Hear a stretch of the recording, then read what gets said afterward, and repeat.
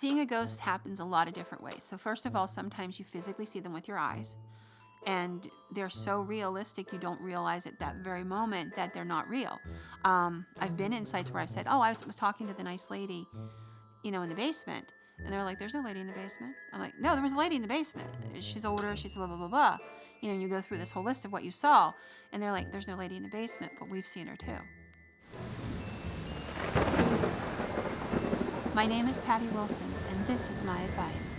I always collected ghost stories. I always wanted to be a writer. And so I wrote my first book, which was Haunted Pennsylvania. My second person I sent it to, the second publisher, bought it, and the book went crazy. Like, they sold the first printing in a week. And from that, I started getting the letters, and then from the letters came the letter about the little boy in Williamsburg. And, I'd checked out a few haunted sites with girlfriends, but that letter took it to a different level. That took me to the place where these were real people with a real problem who really needed a real solution. And then I decided I knew people that were ghost hunters. And I just started asking them questions and reading incessantly and practicing it and learning the skill sets, because these are real people with a real problem who have nobody to ask. But you have to understand the difference between what you see on TV and what you do in real life. On TV, it all looks like it happens in 45 minutes, and it's really exciting.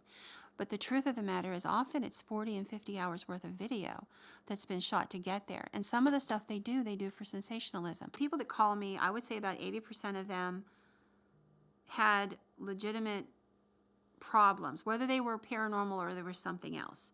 I've had people that had mental health problems and we needed to redirect them. I had people who were struggling with grief and loss and I had to redirect them and stuff like that. But they had something going on. When it first started 30 years ago, if you said you were ghost hunting or writing stories about ghosts, people would roll their eyes at you. So that's gotten a little bit better. But I've had skeptics and I always invite them to come along. I'm like, I just come along, participate, and see what happens. I had a Monsignor who came with me, a very nice gentleman, very gracious. I've had police officers, military personnel. I've had reporters over the years, and some of them came hyper vigilant, thinking something really serious was going to happen, had very little experiences on that particular night, or vice versa. Absolutely thought it was a sham, and then something happened that they themselves could not explain. And I don't care. We need skeptics. We have skeptics in our group because they're a vital, important part of the process. You need somebody to hold your feet to the fire and say, get your head out of the clouds. This is a shadow. Let me show you. We can do this again. Let's put everybody in the same position and see what happens. Use your common sense. It's probably the best ghost hunting tool that any human being has. Be rational. Something moves. It doesn't necessarily mean it's paranormal. There are 1,000 explanations, and you only go to the paranormal ones when everything else is exhausted. And it's important to not jump to conclusions.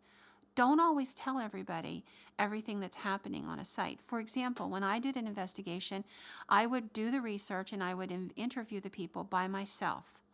I would tell my team to be at this address. That's it.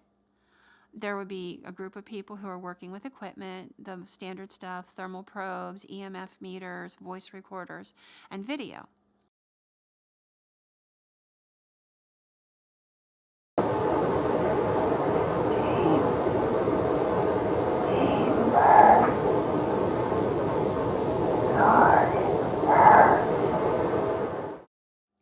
And then there would be a team of people who are sensitive, or they use their gut instincts and their intuitions. And none of them are going to talk about what's going on for them individually while it's happening. The reason you write it down and you don't talk about it is because you contaminate everybody else. We all want to have that great paranormal experience, or you wouldn't be there in the first place. But if you start screaming, hey, I think somebody just touched me, and then 4 other people go to that spot, and they're like, yeah, I think something's touching me too. How do we know it's not imagination? So it's really important to not let anybody know. So I know what the homeowners have told me. I know what my researchers and I have found about the property. And nobody else knows that. So when we sit down with the homeowner at the end of the night, and I start roundtabling with everybody, we begin to see all the pieces weaving together if it's a case where that's going to happen. And that's important because then the homeowner gets to see it come together in live time. And I always require my homeowners be there the entire time. First of all, common sense. I don't want to be responsible for somebody else's home. Second of all, I should never do anything in their home that they can't see and participate in. Third of all, it is their home. So I may need them to be the voice of reason that says, I want you to leave now, please, to the spirit, because they're going to have to deal with this when I walk out the door. So you want to make sure you're not provoking and agitating the situation so the homeowner's left with an angry spirit.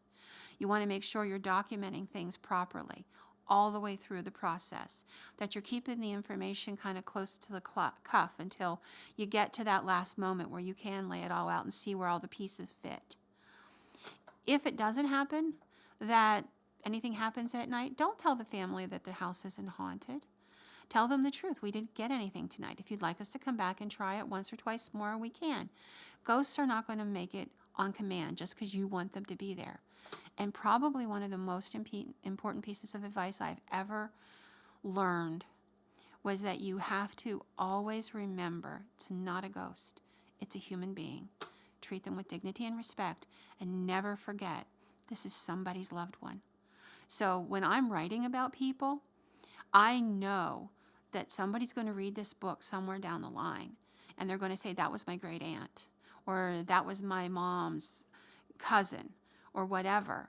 There are, very common sense things to do and to learn as you're ghost hunting. It's easy to get the equipment and start using it. That's simple. Even if you're using pendulums and dowsing rods, that's rather simple. But when you are deciphering what's in a house, when you're looking at the footage you've shot or the audio you've recorded, you still have to be a skeptic. Listen to it, write down what you think that they say or did, and then have somebody else independently review it. And then look at what they say they heard or saw. That's important because you don't want to contaminate the evidence with your own opinions. It's extremely important. I'd like to share one story to kind of illustrate some of that. I wrote Haunted Pennsylvania in 1999. And within a few months of the book being released, I got a bunch of letters. Most of them just folks saying that they liked the book or they didn't like the book, whatever. But there was one letter from my hometown of Williamsburg. And this letter really grabbed my heart. A lady wrote that she needed to know if ghosts could hurt you because her 5-year-old son was terrified and he said the ghost in their home was going to kill them. And I thought one of three things was going on. She's a sensational person who's, got imagination or mental health or something like that. Or what if? Just what if? There is something to this story. So I decided to call the lady up and ask her what was going on, and I went to visit her. I knew very little about ghost hunting, a little bit of like going with my girlfriends and giggling in a haunted site, that kind of stuff. This case changed everything. She had videotaped her son one afternoon after he had had an encounter with the man on the second floor. He called him the angry man. And the basic story was that the little boy had been put to bed to take his afternoon nap, and she had gone outside to hang up a load of laundry, came back in. She heard what she thought was jumping on the bed and went upstairs to scold him. He had found a machete, which she doesn't even to this day know where it came from. It wasn't their property. And he was hacking into the wall beside the fire chimney. And when she turned him around and took the machete out of his hands, he was sobbing. And he was crying, saying, we have to kill him, we have to kill him. He's going to kill my baby brother and me. And this was all on video for us to watch. Over the course of our investigation, through multiple things we used motion sensors and found that whatever was moving through the building was moving through walls like they were doorways on the second floor. There seemed to be no activity on the first floor. We came to find out that the building was a home and also like a general store post office in the early 1800s. And on the first floor, apparently this man accepted that people would be there. But on the second floor, that was his home. When we found the original blueprints to the property, it explained a lot. He was coming and going through the doorways that had existed in his time frame, where they were now walls. Through EVP, which is talking with him, We understood that he was angry that these people had infringed upon his private quarters, and we had to have a serious discussion with him about the fact that this was no longer his home, and he either had to stop frightening this little boy, or he needed to go away. Now, at the time, he chose to not go away, and he also chose to not stop frightening the child. I was really green, so I told the family, since you're renting the house, move. And they did. I would not have said that to them today. After 30 plus years of paranormal investigating, I've come to learn the most important piece of advice that I can give you if you're going to be a paranormal investigator. The ghosts don't have all the power. They don't have all the control. We cede it to them. The families cede it to them because they're afraid and they don't understand. And if they contact you and they're asking you for help, you better understand that the ghosts don't have all the power. You need to be authoritative. You need to teach the family to be authoritative.